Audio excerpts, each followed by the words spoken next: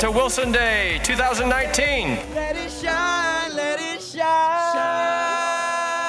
We have 3 goals with Wilson Day.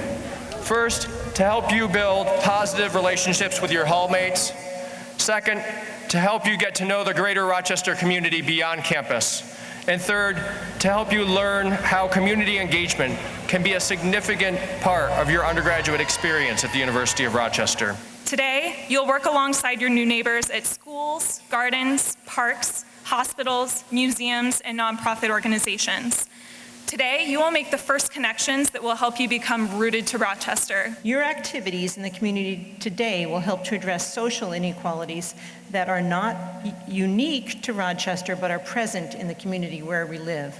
Addressing such inequalities requires commitment and sustained collective action.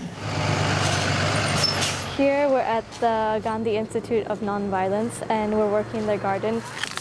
I think not only is it like a great chance to bond with, the people you live with, but also for international students like me, a chance to get out into Rochester and see the community and to give back to it and to connect with the people who live here and the people who are helped by this institution and do our bit for the city that we're going to be spending the next 4 years in. You just saw something! Oh, a spider web! So out here we're with the Boys and Girls Club doing some community service.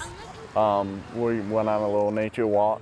I'm going to be living here for the next 4 years, and I want to become connected and show the people that I'm not just here for an education. I'm here to help out the people around here as well and just make it a nicer, better community to live in. Look for bugs, everybody! Anytime you can get out and help and just show your support, it's always a great feeling. Most of us who are here at the University of Rochester have had, a lot of privilege to be able to get here. And I think service opens your eyes to the world of those who may not have that and may not have, as good a chance at life as us.